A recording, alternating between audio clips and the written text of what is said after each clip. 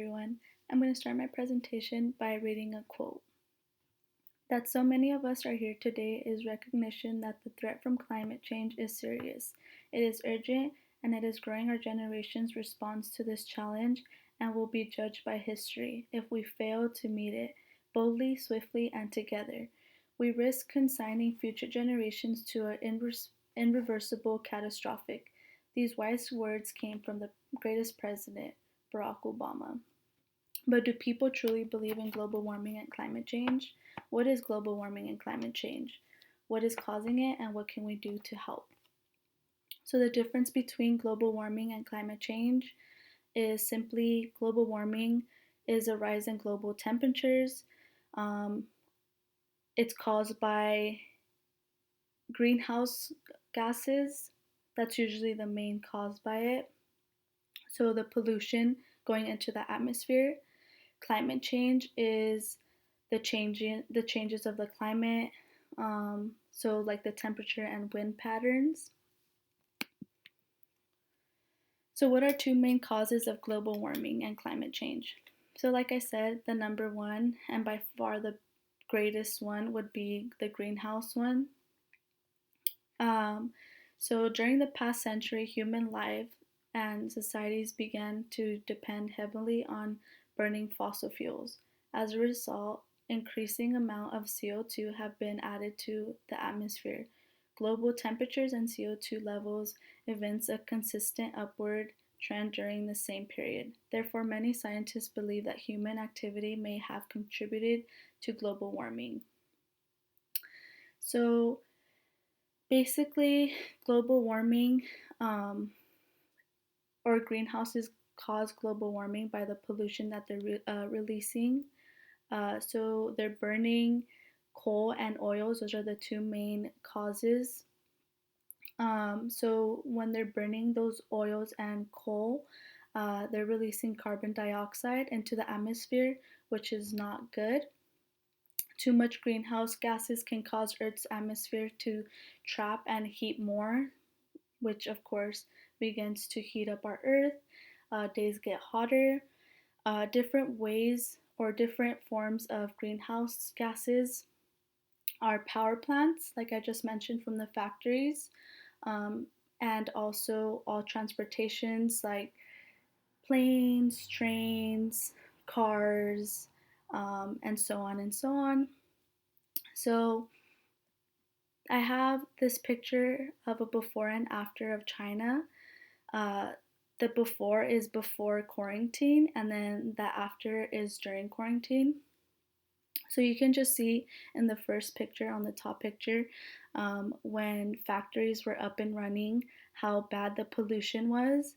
And then you can see after, when everything was shut down, like all the factories, um, how you can actually see the sun. China hasn't seen the sun in many years due to them being the number one place with tons of factories. That's basically what they see every day, is just kind of like nothing. You see nothing. Same thing with Italy. The before is on the left and then the after is on the right. So you can see that the picture on the left is very foggy, the water is very foggy, and the picture on the right, it's very clear. You can actually see like all the fishes, and that's something that most of the people from Italy were saying, that for the first time in a long time they were able to see the fishes, which is crazy to think about, and that's due to all the pollution, um, from people littering, also all the factories that they have, many things. So the second thing that causes climate change and global warming would be food, believe it or not.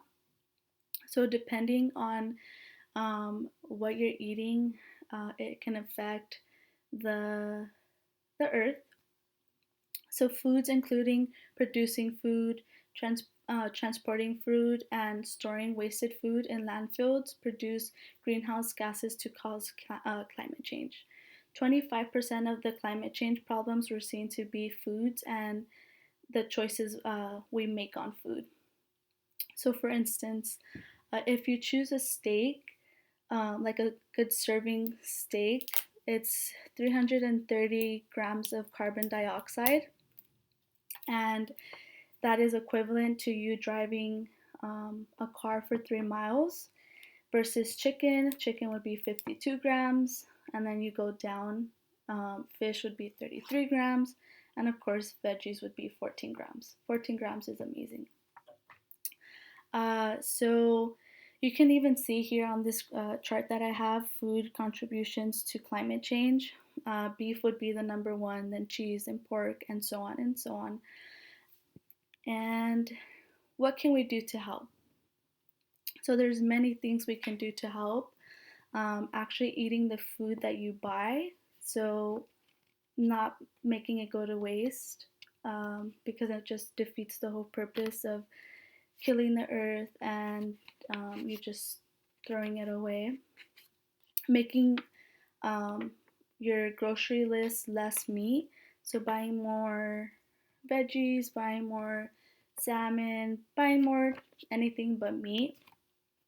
Um, there's also you can buy better bulbs like LED lights, which also uses 80% less energy. You can also invest into an electric car. Will save you. It will save you fuel, and it will also save you money. Turn off the lights, TVs, computers when you don't need them.